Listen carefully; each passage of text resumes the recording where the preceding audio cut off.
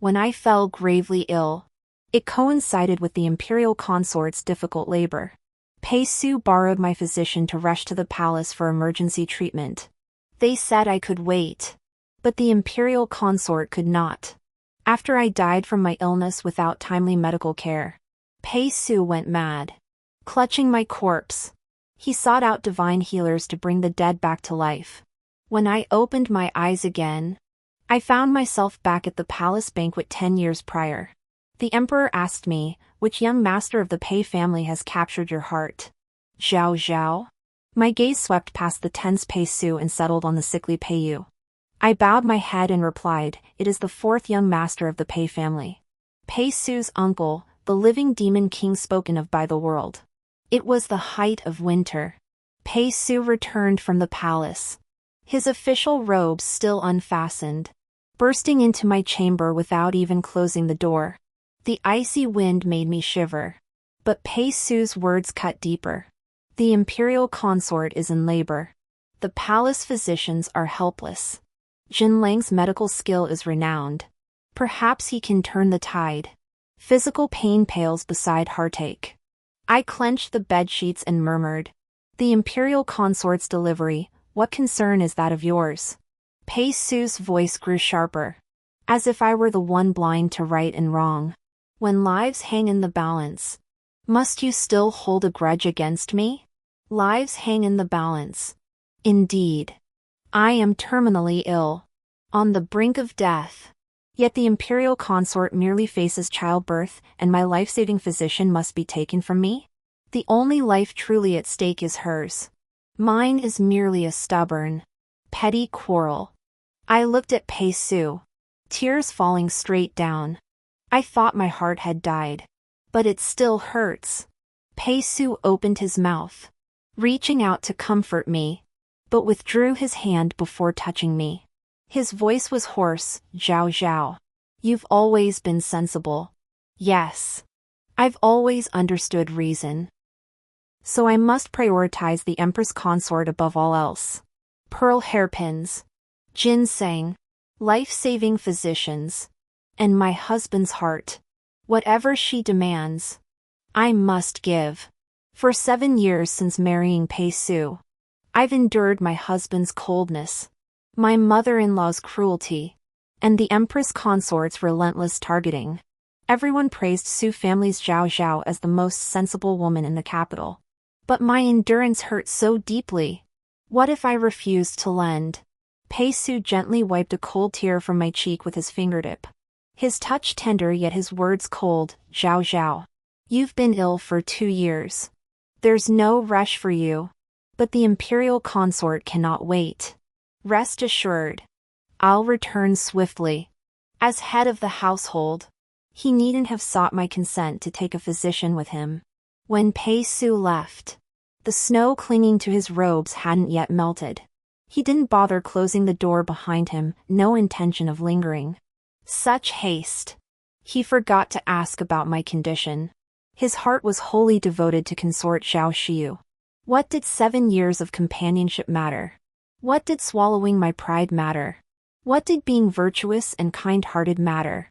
In the end, I could never compete with that empress in the palace.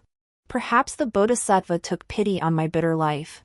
For that very night, my illness flared.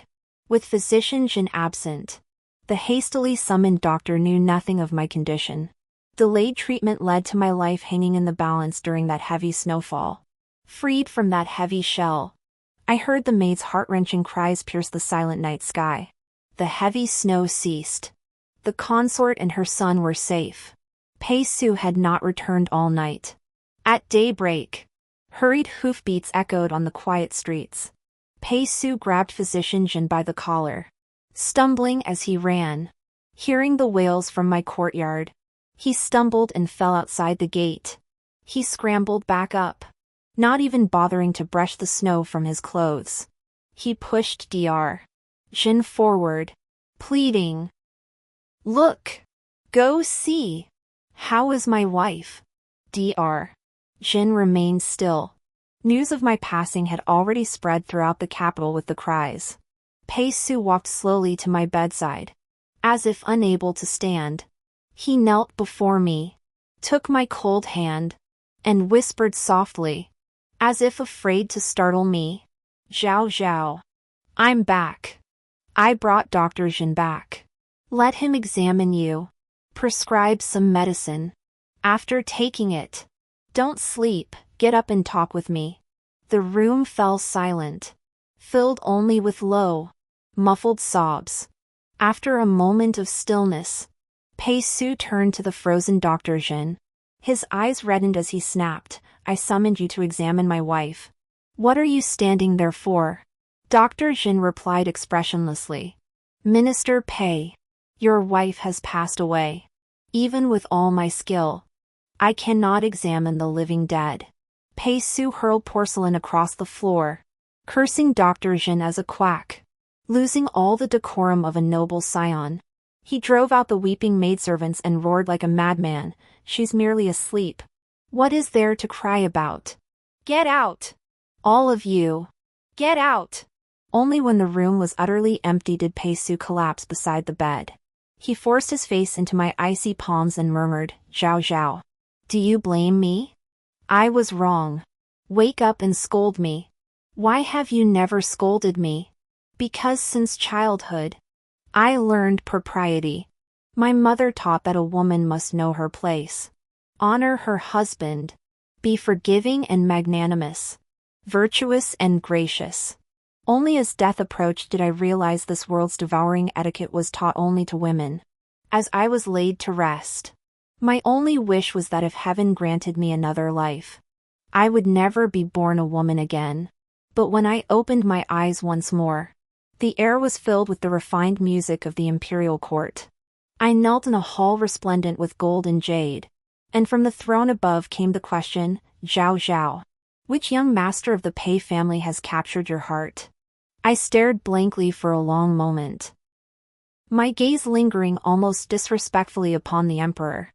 Still in the prime of his life, 10 years prior, someone had asked me the same question. Back then, I had just arrived in the capital with my grandmother from Shu, specifically for the purpose of selecting a husband. I knew nothing of political rivalries, only that everything I had learned since birth was preparation for marrying into the capital. My mother had strived to raise me as gentle and virtuous, hoping this would earn me favor with my future in-laws in the capital, a future I could only imagine. After all, Shu and the capital were worlds apart. Once married, I would have no branch to cling to. I once believed my mother's teachings with unwavering conviction. A woman's entire life depended on choosing the right husband. So after much deliberation, I chose the upright and virtuous Pei Su. Yet it led to a life of hardship and an untimely end. Heaven took pity on my foolishness and granted me a second chance. This time, no matter what, I will not repeat my mistakes. My gaze swept past Pei Su's tense form and settled on the man beside him, wrapped in a fox fur cloak, looking sickly and frail. Alas, I had returned too late. Grandmother had just mentioned to the princess that I had set my sights on a young man from the Pei family. To refuse now would be to go back on my word before the princess. Among the Pei family's marriageable sons, aside from Pei Su, only the unwanted Pei Yu remained. Closing my eyes, I steeled myself and dragged Pei Yu into the fray. "It's Pei Yu." The moment those words left my lips, even the musicians stumbled off beat. Pei Su knocked over his wine cup, his gaze lifting to meet mine, cold and sharp. The atmosphere froze for an inexplicable second, because I had chosen a man despised by all. Pei Yu's reputation in the capital was abysmal. A bloodthirsty man by nature, he commanded the imperial guard, serving as the imperial family's loyal lackey. His notorious cruelty had left him unmarried at 26. Without even a concubine, his daily pastime consisted of arresting people, interrogating them, and beheading them. He had amassed a basketful of enemies and was unwelcome wherever he went. It was said that years ago, the Duke's mansion had arranged a marriage for him. Yet before his fiancée could enter the household, he had, in the name of duty, slaughtered her entire family and their 7 clans. From that day on, Peiyu was permanently barred from the capital's marriage market. What decent family would send their daughter to the doorstep of the Lord of Death? In my past life, after marrying Pei-su, I encountered Peiyu on several occasions. At first, I was utterly terrified of this icy fourth uncle, who seemed to carry the aura of ghosts. It wasn't until after my death that Pei-su went mad. He scoured the land for divine healers to revive me, even sharing his bed with my corpse. Later, the body began to crumble. I felt myself rotting, desperate to be buried. Yet no one in the Duke's mansion could restrain Pei-su, they could only let him run wild. That changed when Peiyu returned from a 6-month official assignment. He pressed a blade to Pei-su's throat and demanded my body back. I still remember that day, the sun blazing. Peiyu wore a crimson and gold-threaded official robe that dispelled the ghostly aura around him, making his strikingly handsome face stand out brilliantly. Peiyu brandished a long sword, demanding if Pei-su dared to die by his side. His almond-shaped eyes brimmed with scorn, piercing Pei-su to the core. Are the imperial physicians insufficient? Must you drag your own wife's physician along to make a spectacle? If you cannot even keep your own wife, what kind of husband are you? He mocked Pei-su. You held a pearl in your hand yet cast it aside like a worn-out rag. Now that her soul ascends to the heavens, you put on this pathetic show. How amusing. She is gone. If you are still a man, do not block her path to reincarnation. My peaceful burial owes everything to Peiyu. Perhaps he isn't so terrifying after all? You favor Peiyu? The emperor repeated the question, his tone tinged with disbelief. Only then did Peiyu lift his gaze, fixing his eyes on me with measured intensity. He propped his head up, holding that stare steady, like needles piercing my back. The Peiyu of 10 years ago was indeed far too sinister. His gaze made my scalp crawl. Gritting my teeth, I stubbornly replied, Your Majesty, this humble maiden favors Peiyu. Minister Pei. I prayed the emperor would reject this match, or that Peiyu would rise to vehemently oppose it, berating me for foolish delusions. But Peiyu did neither. He surveyed me from head to toe, yawned, then lowered his eyes to play with the glossy beads on his wrist. The emperor shot Peiyu a glance before turning back to cheerfully praise my extraordinary courage. With a sweeping gesture, he decreed the marriage, as if afraid I might change my mind a moment later. His imperial countenance even showed the joy of finally marrying off his son. I stood rooted to the spot, unable to muster a single smile. This development felt terribly wrong. My eyes instinctively sought out Peiyu, hoping for some desperate struggle, but he was still playing with those worthless beads.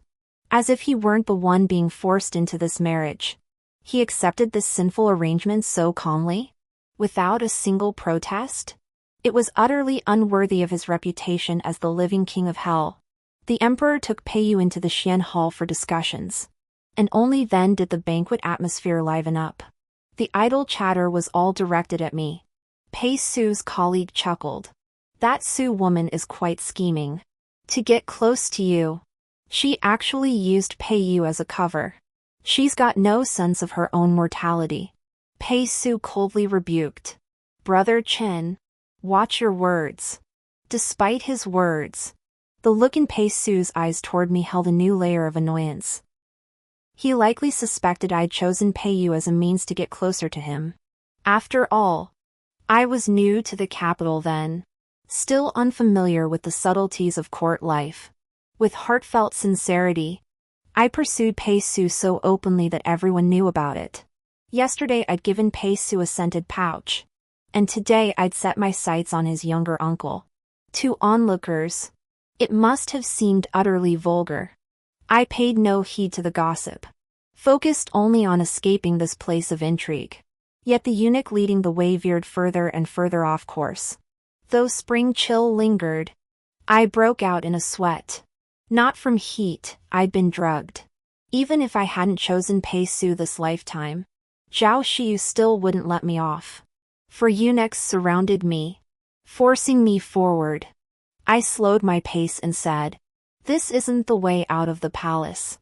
The eunuch replied, "Lady Sue is mistaken. This is indeed the exit." The path ahead was pitch black. That depraved Prince Fong, arranged by Zhao Xiaya, was waiting for me somewhere. Just then, a tall, slender shadow emerged from the end of the road. As it drew nearer, I recognized it as Pei Su.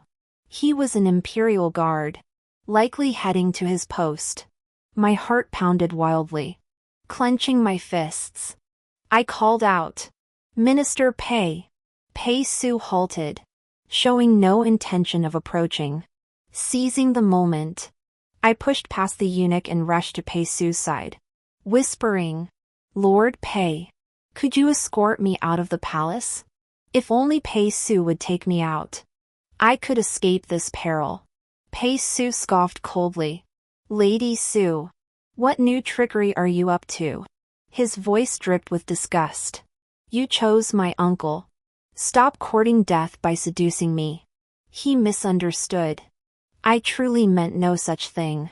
The senior eunuch behind me stepped forward at the perfect moment, offering understanding counsel. "Lady Sue, Lord Pei must attend to his duties. Let us escort you out of the palace instead." I grabbed Pei Su's sleeve, staring at him intently. "Pei Su, Before I could finish, a palace maid rushed over from afar. "Minister Pei, the imperial consort has been attacked." The sleeve in my hand was yanked away.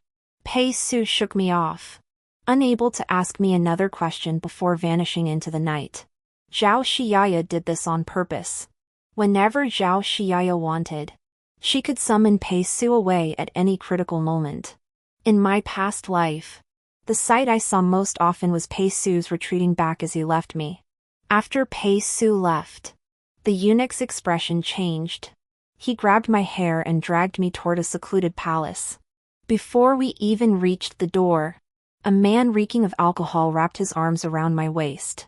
"Sister Zhao was right, you really are a beauty in the making." I struggled desperately, but my strength was no match for his.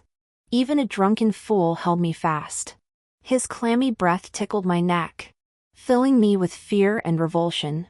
In the chaos, I fumbled for a fallen silver hairpin and lunged, stabbing toward Fong Ping's eye. Alas, I missed, grazing only his eyelid. This only enraged Fong Ping further. He raised his hand and slapped me hard across the face. "Wretch!" The blow left me dizzy, yet I dared not miss this chance. Gathering my strength, I kicked him hard. Crawling forward, I lifted my skirt and ran desperately. Fong Ping pursued relentlessly. Stumbling around a corridor corner, I collided with an arm. The figure wrapped a single arm around my waist, pulling me back and pinning me close. He kicked the pursuing Fong Ping several yards away. I looked up to see a face of eerie delicacy. Pei Yu, a man steeped in blood, like a blade stained with it, though its edge might be concealed. It still carried a murderous aura. That was Pei Yu. By all accounts, he was far more terrifying than Fong Ping. Yet at that moment, I felt no fear of him. Pei Yu unfastened his fox fur cloak, draping it over me. He lowered his eyes to fasten it. Yet his question was directed at Fong Ping behind us. "Your Highness, what exactly is this charade?" Fong Ping, likely fearful of Pei Yu, paled and stammered. "It was this slut who seduced me." Pei Yu paused in his movements, letting out a low chuckle. "Interesting." He turned toward Fong Ping, bowing slightly. "Are you saying my betrothed favors you over me?" Pei Yu grabbed Fong Ping by the hair, puzzled. "Your Highness, am I not as good as you?" Fong Ping trembled in fear. "No, not at all." Pei Yu dragged Fong Ping by the hair to my feet.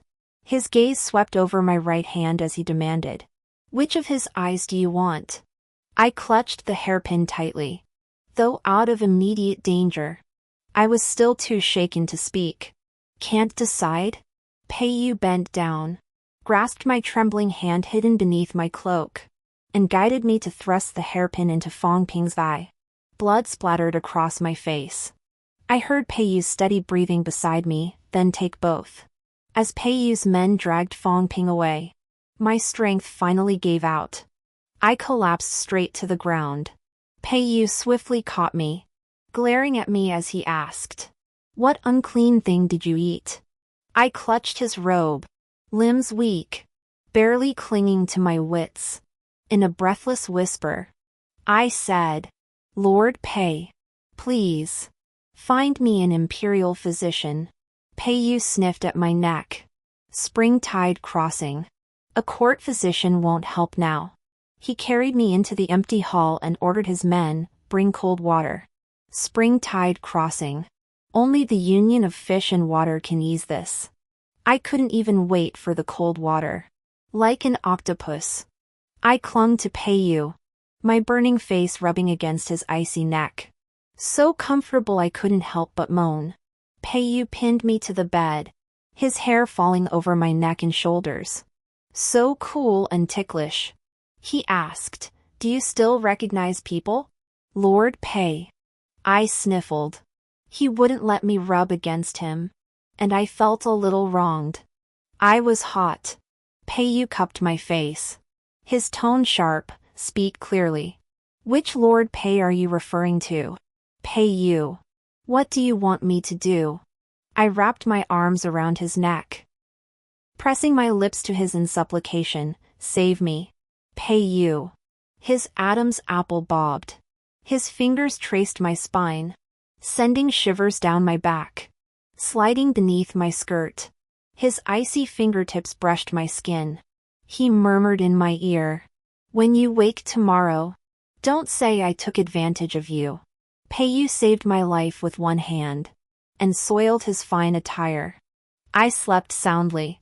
By dawn, Peiyu was gone, leaving only a palace maid to escort me out. I took temporary lodging at the princess's residence. Upon returning, I learned Pei Su had been waiting for me in the front hall for some time. My steps faltered. Yesterday he loathed me so much he wouldn't exchange a single word. Why seek me out today?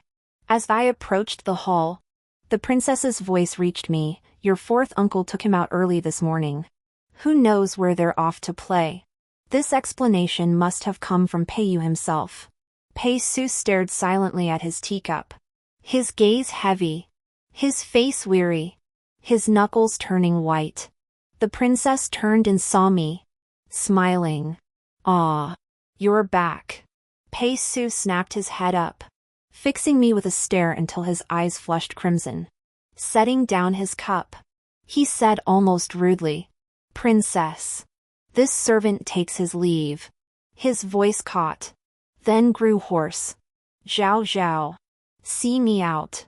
Yesterday he called me Lady Su, today it was Zhao Zhao. I studied Pei Su for a long moment, choosing not to refuse to confirm a suspicion.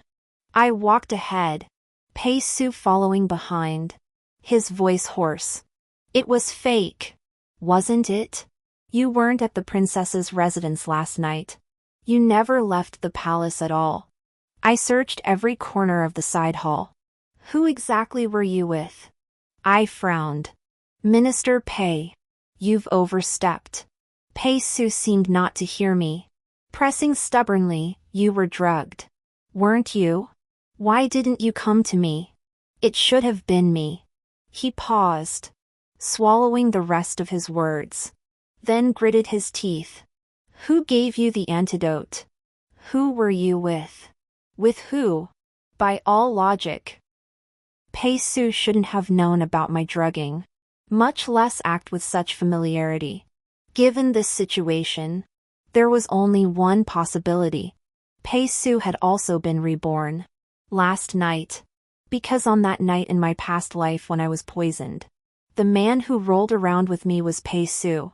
I watched the crimson jealousy in Pei Su's eyes and suddenly smiled. With whom did I share a night of passion? Isn't that perfectly clear to you, Lord Pei? Whose carriage brought me back? That's the answer. Pei Su drained of color, stumbling back a step. His voice was a whisper, Peiyu. I stepped forward, meeting his gaze. Why didn't I seek you out? Have you forgotten, Minister Pei? Last night, I begged you to escort me out of the palace. But you were too busy protecting the imperial consort to help. I had to turn to someone willing. Is there anything else you wish to ask? Your Excellency? Pei Su's face was ashen. He closed his eyes briefly, then opened them again, his gaze now streaked with red. He said, It matters not. You were forced by circumstances. Peiyu is no suitable match. I shall petition the emperor to revoke the marriage decree. No matter what. No matter what. I will marry you. He seemed dazed. Reaching to touch my face, Zhao Zhao. Forget Peiyu. Let's go back to how we were before. Okay? I took a step back, evading his hand. Minister Pei misunderstands. The marriage to Peiyu was my own request. My heart now belongs to your fourth uncle. It would be best if you didn't meddle in this matter. That was my official stance. But truthfully, I had no desire to venture back into the Pei household, that den of dragons and tigers, a second time. Pei Su remained stubborn, kneeling before the emperor to beg for the revocation of the imperial decree.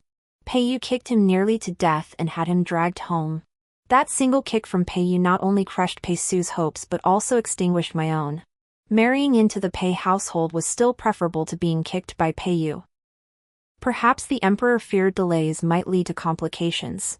For by the third day, the Imperial Astronomical Bureau delivered an auspicious date. That afternoon, Peiyu sent over the gift list. He left me no room to refuse. The princess watched the gift list spread across the floor, her mouth agape for a long while. I knew Peiyu was wealthy, but I hadn't imagined this young man was this rich. There were so many treasures, many items I'd never even seen before. Had he stolen from the imperial treasury? I hadn't expected this either. In my past life, when Pei Su married me, his list didn't even reach a tenth of this. I stayed at the princess's residence awaiting the wedding, planning to open 2 shops in the capital. Dressed in my undergarments, I was calculating accounts in my room when someone leaped down from the roof and burst through the window. Startled, I was about to cry out when he covered my mouth. Don't scream. It's me. I recognized Peiyu's voice. Yet the scent of blood lingered. He pressed against me from behind, his weight crushing down. His hand found my front, pressing a cold jade pendant against my skin. He released it, and the ornament slid into my collar. But it didn't fall out from the hem. My face flushed crimson instantly. That scoundrel! Hide it for me. Peiyu released me, pulled a garment from the screen, and wrapped it around me. Get dressed. With that, he let go of me, collapsed onto my bed, and lay utterly still. By the time palace guards arrived, Peiyu had been unconscious for some time. The imperial guards carried Peiyu away, politely escorting me out as well. Peiyu recuperated in a remote palace hall, with not even a personal eunuch attendant besides me. The imperial guards explained this was Peiyu's wish. The official stated that if he remained unconscious from his severe injuries, only you, his sister-in-law, could remain by his side.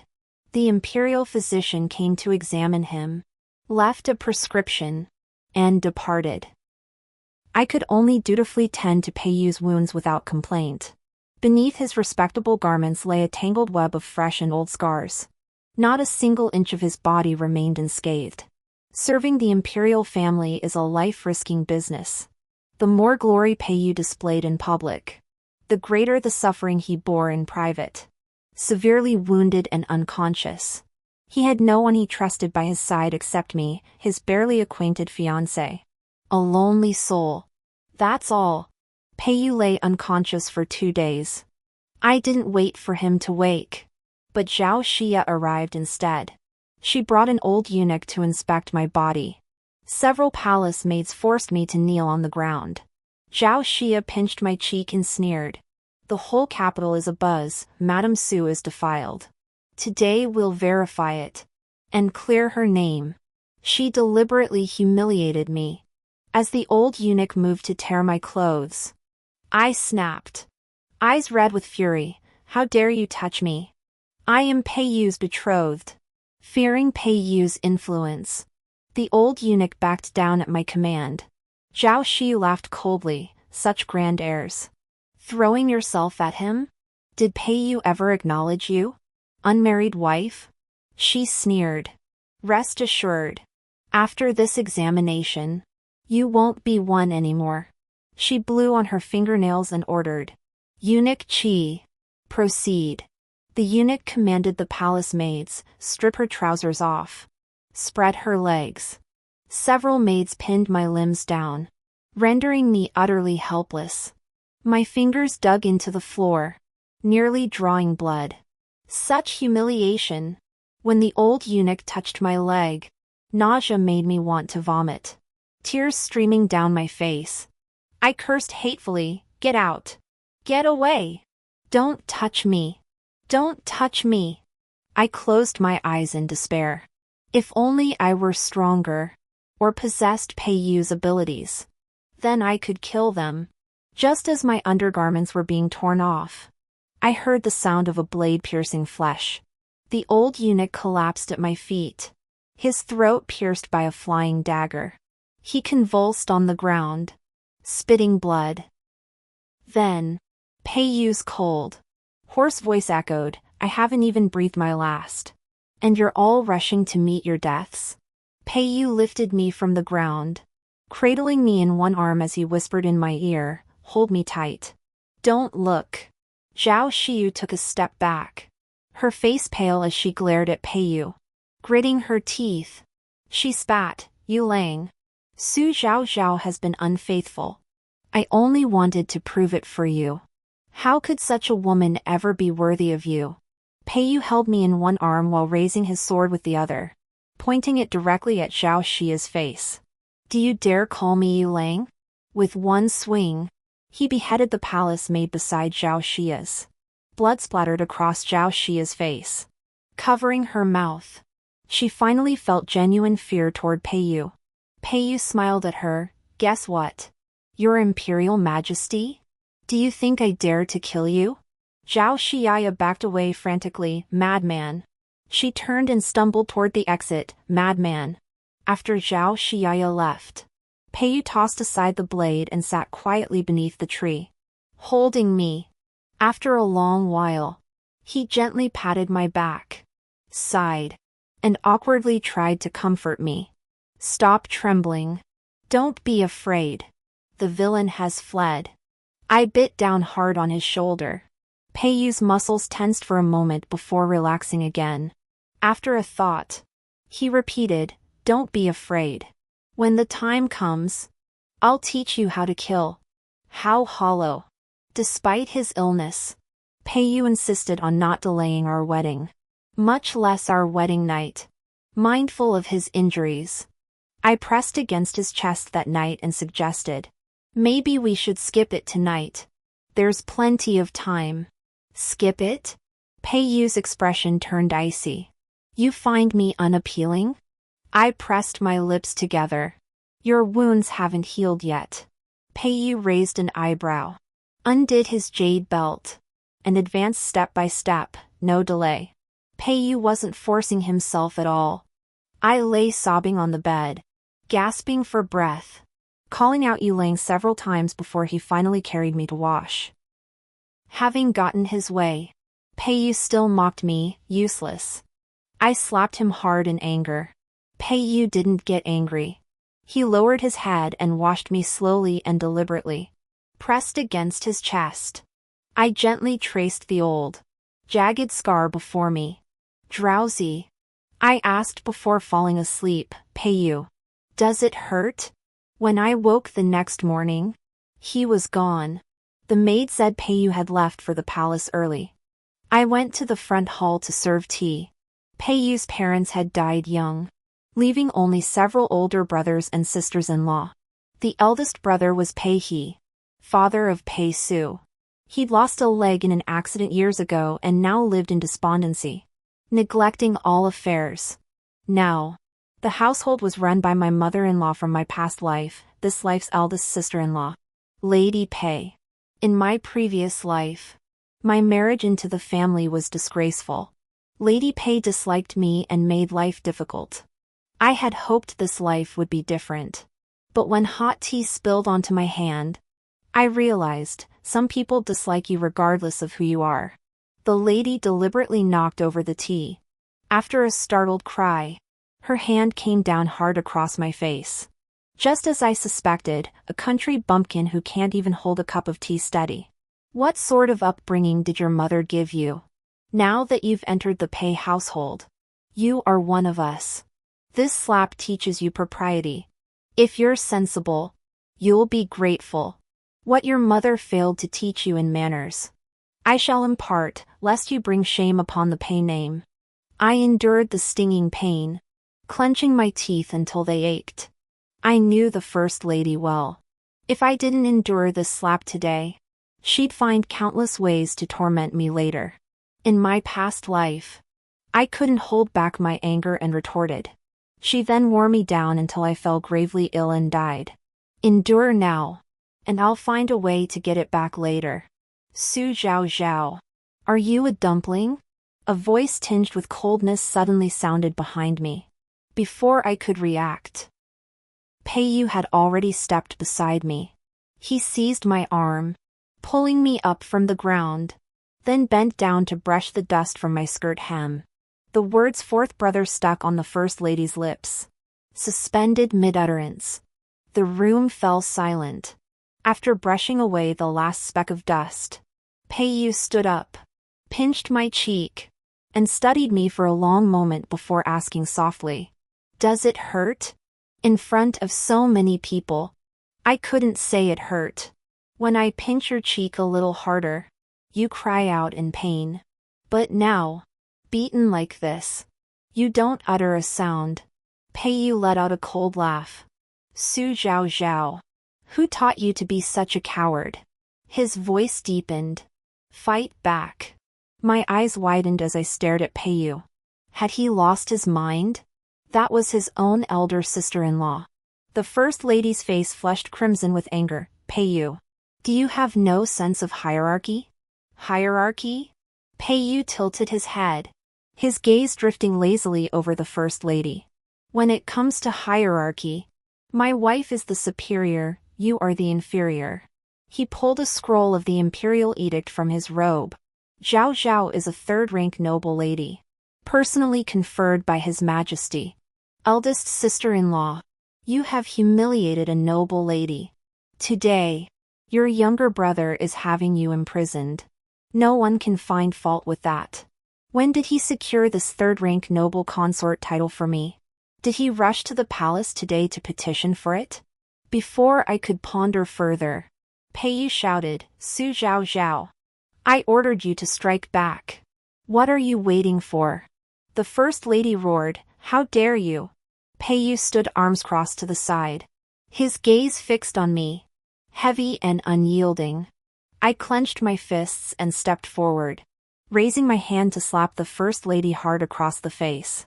This hatred, spanning past and present lives, remains unavenged. I raised my hand again, but this time the slap didn't land on the First Lady. Pei Su rushed in from the doorway, blocking her. The heavy blow struck his face instead. Pei Su's head jerked to the side from the impact. His voice was hoarse. Satisfied? Not satisfied. You can hit me again. I won't dodge. I clenched my numb hand, swung it back, and delivered another hard slap to Pei Su. If not for his cold indifference, how could I have been bullied so terribly in my past life? The First Lady froze for a moment, then shrieked, You bitch! You dared to hit my son. I'll fight you to the death. Pei Su desperately held back his mother, his gaze darting past Pei Yu and fixing on me. Crimson regret nearly tore through his eyes. Let her hit me. I owe her. Zhao Zhao. I'm sorry. I didn't stand by you back then. I didn't protect you. Of course he owes me. Though the first lady was despicable, it was Pei Su's cold indifference that allowed her to torment me. The larger the courtyard, the more servants read their master's expressions. A wife despised by her husband becomes less than a maid. And Pei Su, only today did he understand. Only when he saw Pei Yu shield me did he realize how wretched he had been in his past life. Wrong name. Dear nephew. A flying dagger whizzed past Pei Su's cheek, leaving a bloody trail. The first lady fell silent in terror. Pei Yu stepped forward, wiped the blood from Pei Su's face, and murmured softly, "Call her auntie. One more mistake, and uncle won't forgive you." The first lady, stung by her defeat at my hands, naturally refused to accept it. Under the guise of being my elder sister-in-law, she schemed to send people to Pei Yu's courtyard to torment me. When Pei Yu returned from court and saw the courtyard filled with young women, he asked where they came from. I answered honestly. The first lady sent them. Pei Yu narrowed his eyes. She sent them. So you accepted? I shrank back, feeling uneasy under his gaze, and stammered. What if there was one you liked? You like her? Pei Yu snorted, his tone dripping with sarcasm. How generous of you. That night, Pei Yu called for water 3 times. In the morning, he toyed with my fingers and praised the beauty of the one named Yuan Yuan. I held back, but still said, "Her name is Tuanchuan." Pei Yu paused, lifting his eyelids to glance at me. Then have her change it to Yuan Yuan. Because Pei Yu had renamed her, Yuan Yuan became noticeably more attentive. I had no interest in getting entangled in the rivalries of the inner quarters. I was too busy using the dowry money to set up a shop in the capital. Watching the daily income roll in, I felt a deep sense of satisfaction. With money, even if we were to divorce in the future, I would have a place to call my own. I wouldn't end up as miserable as I did in my previous life. I calculated accounts indoors while Yuan Yuan danced in the courtyard. Pei Yu propped his head under a tree, strumming his zither. Strumming was putting it nicely. He sat bored, occasionally plucking a string, thud, scaring a flock of birds from the branches. Yuan Yuan's dance became chaotic. Pei Yu remarked to Yuan Yuan, "When a blade cuts through bone, it makes just such a sound. Is that pleasant?" Yuan Yuan turned ashen with fear, while Pei Yu propped his head up and chuckled. Within days, Yuan Yuan was poisoned, and all evidence pointed to me. The first lady intervened, declaring me intolerant and jealous, a moral failure. She sentenced me to kneel in the ancestral hall for 3 days. Imposing false charges was a game the first lady always played with ease. When Pei Yu and Pei Su returned, the guards had just come to take me away. "Stop!" Pei Su rushed forward in panic, shielding me. "Mother, even if Aunt Zhao committed a fault, such severe punishment is unjust. If a principal wife is punished so harshly today for a concubine's misdeed, how can she ever hold her head high in this household?" I glanced at Pei Su. So he understood too, a wife punished in the inner quarters could never command respect. He knew this well. But in my past life, he simply didn't care. The lady of the manor's face flushed crimson with fury. "Pei Su, matters of the inner quarters are none of your concern." Pointing at me, she commanded, "Take her away." "Mother!" I kept my head bowed, my mind far from this quarrelsome mother and son before me. All I wanted to know was what Pei Yu would think. Lately, he'd been indulging Yuan Yuan, accompanying her dance with his zither, and I suspected some affection had blossomed. If he didn't believe me, this would be the perfect chance to divorce him.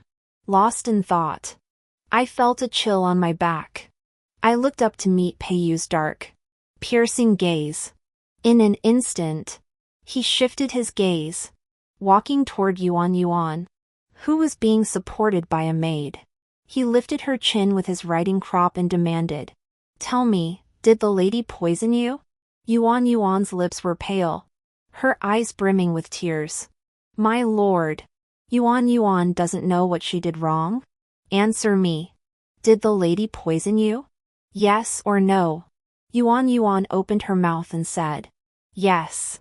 Peiyu smiled, clamped his fingers around her throat, and demanded again, "You should know I detest being treated like a fool.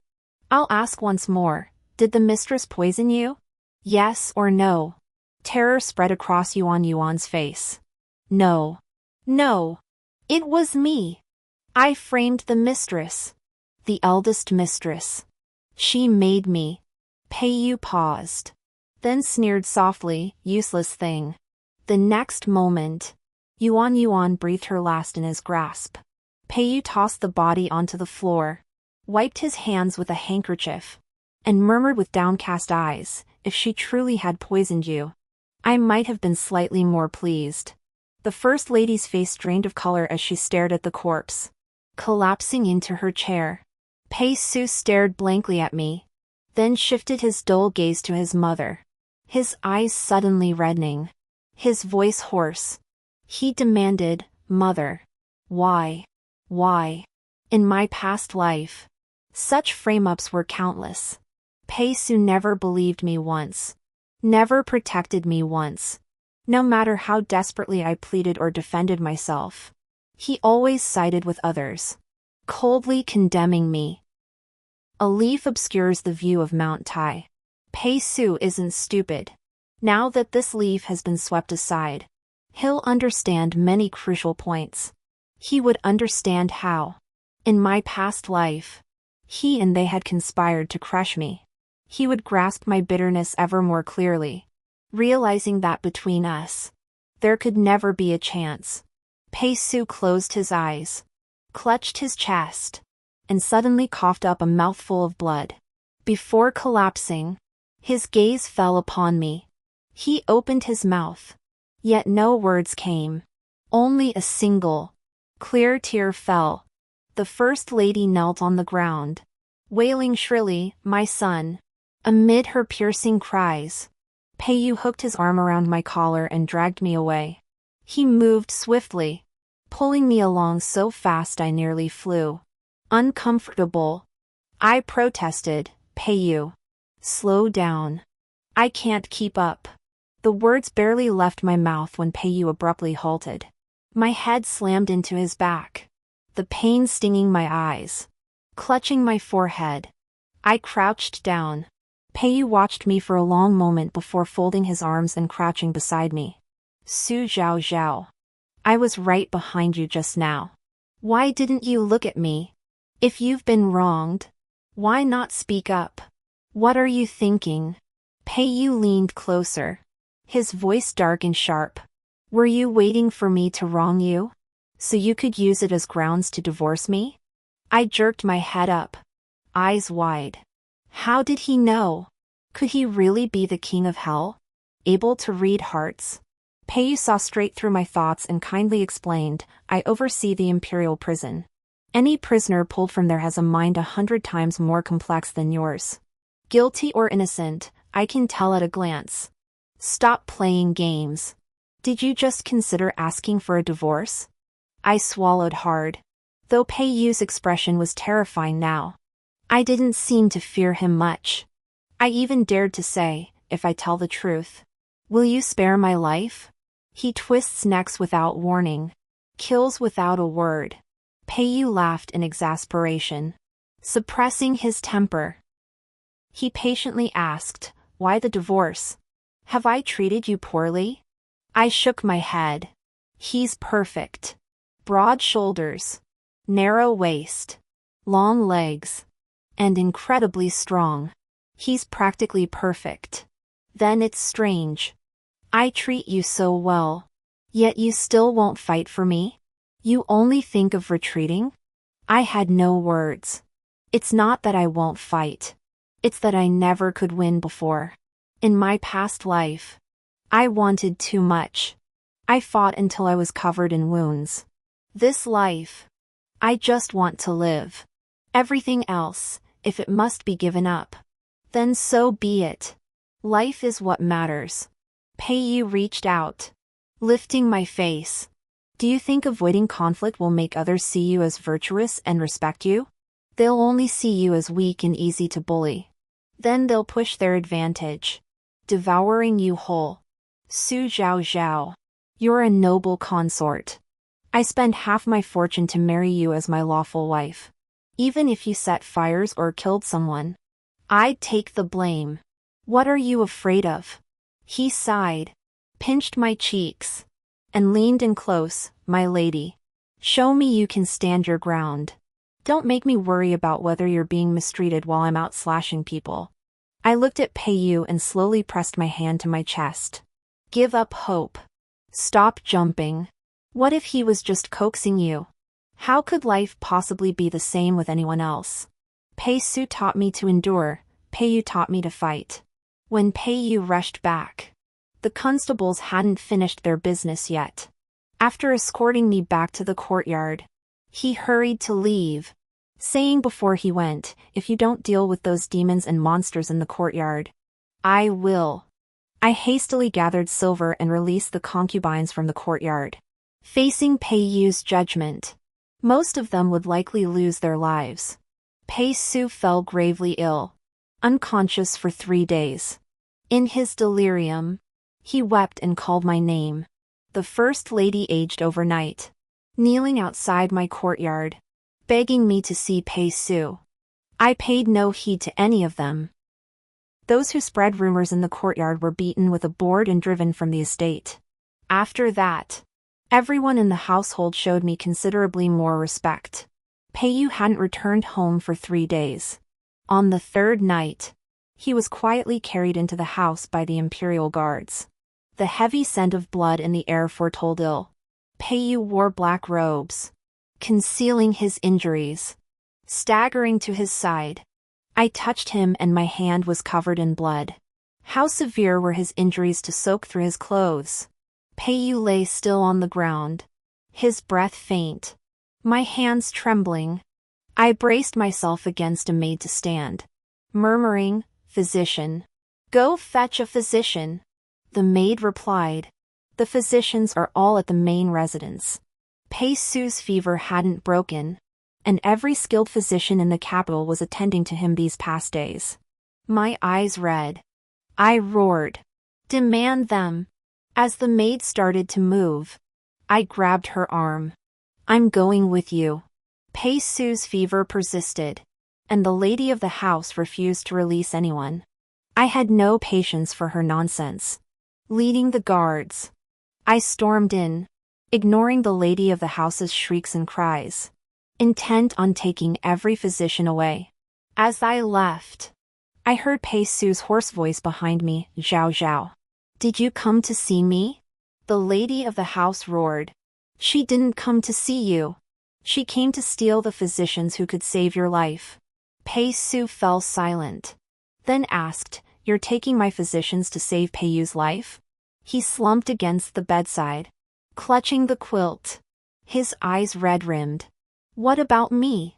Zhao Zhao. What about me?" I didn't turn back. My mind was solely on Peiyu. Once my husband is fully recovered, I'll personally send these physicians back. I see you're not in any rush. Just wait. Peisu coughed twice, then collapsed beside the bed, spitting out a mouthful of blood. Behind him came the First Lady's furious shouts, "You venomous woman!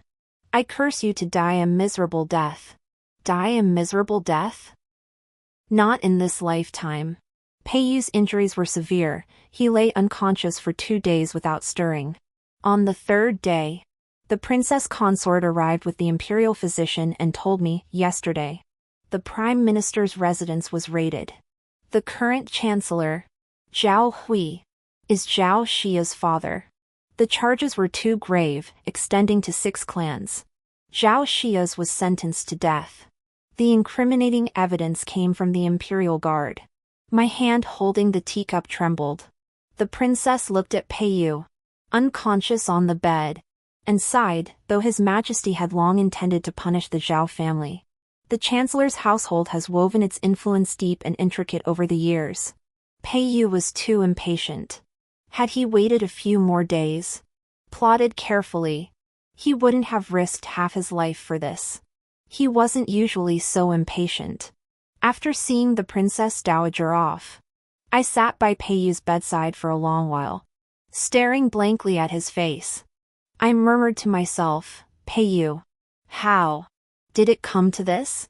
No one answered me. I dreamt of the day I was buried in my past life. Late spring, the 3rd month, when the willow catkins had all fallen. The funeral procession stretched on endlessly, Pei Su supporting the coffin as they walked. Not until the burial and the carving of the tombstone did Pei Yu's figure appear. Later, the crowd dispersed. I sat atop my own grave, waiting. I didn't know what I was waiting for, but I felt someone would still come, until the last rays of the setting sun faded, and a tall figure emerged from the gathering dusk. I had never seen Pei Yu dressed in white, in both past and present lives. His garments were either crimson or black. Pei Yu once said it made killing easier. Yet that day, his hair loose, clad in white, he slipped past the clamoring crowd to my grave. Long, pale fingers traced the inscriptions on the tombstone, pausing at the words, "The tomb of Su, wife of Pei Su." His fingertips scraped against the rough grooves until they drew blood. He drew a dagger and, stroke by stroke, erased the character's wife of Pei Su. The blade sliced across the stone. Pei Yu kept his head bowed, engraving for a long time. I stepped closer to look, frozen in place for a moment. A flood of bitterness and resentment surged forth, as if a dam had burst. Though I was a soul, I felt my heart stir with a long-forgotten palpitation. It felt as if my very soul was being consumed by flames. 5 characters now stood carved upon the tombstone, Su Zhaozhao's tomb. Not someone's wife. Not Mrs. Su. Su Zhaozhao. Pei Yu sheathed his blade, caressing those 3 characters as if they were a lover. He only said, "Rest easy. Nan Nan. I won't let your death be in vain." Nan Nan, my childhood nickname. Not even Pei Su knew it. As Pei Yu departed, he placed a stack of walnut pastries from Shu's Nanjai before the tombstone. My soul followed Pei Yu, watching his meticulous schemes unfold. The year after my death, the Zhao family was purged. 7 clans were exterminated, and Zhao Shiyaya was executed by Ling Qi. The executioner was Pei Yu. 5 years later, Pei Yu resigned due to illness. Step by step, kneeling at each stair, he crawled up Lingwu Mountain. A high monk asked what he sought. Pei Yu lowered his gaze and said, "I seek my old friend, for a smooth journey in the next life." Who is this old friend? Su Zhaozhao. From Shu. Su Zhaozhao. Someone called my name. The dream shattered. I opened my eyes to find Pei Yu's pale face before me. He wiped a tear from my corner and asked, "Did someone bully you in your dream too?" I shook my head and sniffed. "No one bullied me." Grasping his hand, I said, "Pei Yu, no one dares bully me anymore." This lifetime was bought by Pei Yu's 3,500 bows. How could I not comply? Pei Yu awoke, but his injuries were severe, confining him to bed for a long time. Leaning over the bedside, I told him how fiercely I'd captured a physician for him. Pei Yu sincerely praised me. It was only right. He even offered an improvement, but since the guards charged in, it wouldn't hurt to give those foul-mouthed ones a good thrashing. "She is your elder sister-in-law. After all." Pei Yu raised his eyebrows. "What about my elder sister-in-law? Is she off limits?" Pei Yu's injuries were too severe, leaving him with lingering health issues. He gasped for breath every 5 steps and coughed every 3. Never able to be left alone for a moment. No sooner had he regained his footing than the Imperial Guards sent someone to summon him. I was so furious I chased them out with a broom. Still seething as I stood with hands on hips, ranting for a good while. They wouldn't even wait for him to fully recover before rushing him back to work, treating Peiyu like a machine. Leaning against the door frame, Peiyu peeled an orange, offering each segment to me. I stood with hands on hips, ranting. Damn those Imperial guards. Are there no other people left? Crunch, crunch, crunch. You're injured like this and they still push you to work? Think you're made of iron? Crunch, crunch, crunch. If they dare come again, I'll... Crunch, crunch, crunch. Stop feeding me. Peiyu slumped against my shoulder, snickering, my lady. You're quite the fierce one. Winter arrived. Yet Peiyu's health still hadn't improved. Meanwhile, the old emperor kept hounding him to return to duty every other day. Peiyu submitted his resignation 3 times, each vanishing without a trace. Later, he vomited blood in the palace and fainted there. I rushed to the palace gates weeping until the emperor, filled with remorse, released him. I wanted to take Peiyu back to Shu. I'd tell him, winters in Shu are warm too, so much better than the capital. Your injuries can't endure the cold. Peiyu cut off my endless sales pitch, brushing his lips against mine. Su Zhao Zhao. He murmured. I'll go back to Shu with you. I wanted to take Peiyu back to Shu, to show my mother the husband I'd chosen. He didn't want me to be virtuous and gentle, nor tender and considerate. He wanted me to fight, to seize what I wanted, to never be bullied. He wants me to live freely and joyfully, to have a life of smooth sailing. Peiyu's side story. At 22, I was on official business and stayed in Shu for a while. To conceal my identity, I took a job as a stable hand at the Guangling Marquis estate. The Marquis' eldest daughter, formerly known as Su Zhao Zhao, was affectionately called Nan Nan. She'd been taught ladies' virtues since childhood, the Marquis's wife disciplining her with the same strict methods used in the capital. Su Zhao Zhao learned well, just as well as those dignified, refined noble ladies in the capital. Just as boring, if she hadn't secretly threatened me into teaching her to ride.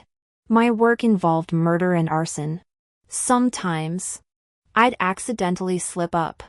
The first to notice something amiss in the Ho residence was the 14-year-old Su Zhao Zhao. That night, wounded and returning home, I stumbled upon Su Zhao Zhao sneaking out in the dead of night to steal a chicken drumstick. To maintain her figure, Lady Ho forbade her from eating much. By day, she was quite obedient. But come nightfall, she found her own ways. Our eyes locked. Su Zhao Zhao stared wide-eyed and said, "You're that really skilled stable hand." By really skilled, she probably meant I'd tamed a fierce western horse. I ignored her and left quickly. I thought about it all night and still couldn't figure out how that little brat recognized me when I'd been covered head to toe the entire time. Su Zhao Zhao thought she'd caught me red-handed. She smelled blood. Yet instead of fleeing far away, she pressed closer to threaten me. I knew it was you that night. As I debated whether to kill her, Su Zhao Zhao declared, "Unless you teach me to ride, I'll report you to father." Fine. She just wanted to ride a pony, what harm was there in that? Su Zhao Zhao knew the women's code by heart, yet ignored every single rule. Thinking she had me cornered, Su Zhao Zhao grew increasingly bold. Later, she even dared to ambush me at night, demanding I return with walnut pastries from the South Pavilion. I scoffed. As an imperial official whose work deals in lives, why would I go out of my way to the northern part of the city to buy her some damn walnut pastries? Su Zhao Zhao waited right outside my shabby hut for her walnut pastries. The absurd thing is, I actually bought them. I even waited in line for half an hour, watching Su Zhao Zhao happily munch on her pastry. I thought maliciously, if she ever heard of my notorious reputation in the capital, I wonder if she'd still be able to swallow that walnut pastry. When I was summoned back to the capital, I left in such a hurry. I always felt like something was missing. Later, hearing the street vendors hawking walnut pastries, I finally remembered. I forgot to say goodbye to Su Zhao Zhao. My life was one of living on the edge. A life Su Zhao Zhao, sitting under the eaves eating walnut pastries, had never seen. So let Su Zhao Zhao stay in Shu, reciting her women's precepts, occasionally sneaking a bite of walnut pastry. That, too, would be a kind of fulfillment. But Su Zhao Zhao came to the capital. When she arrived, I was on official business in the western regions. By the time I returned, she had become Pei Su's wife, my niece-in-law. Su Zhao Zhao no longer wanted to ride horses or eat walnut pastries. She began slipping the chastity belt she'd once carried onto herself, binding herself rigid and square. She was striving to learn how to be Pei Su's wife, cutting away her own unruly branches with a knife. For a fleeting moment, I harbored murderous intent toward that Su Zhao Zhao. Rather than let her hack away at herself piece by piece, I could have ended her suffering swiftly. But it was only a moment. I've taken countless lives. Yet I couldn't bring myself to harm this ordinary young woman. I didn't know what to do with Su Zhao Zhao. I grew more violent, more consumed by duty, traveling far and wide across the land, until I heard news of Su Zhao Zhao's death. In that moment, my heart died too. Amidst the numbness, I felt an odd sense of relief. Su Zhao Zhao, finally saved. I altered Su Zhao Zhao's tombstone. I carved her name upon it. I hoped she still remembered her name.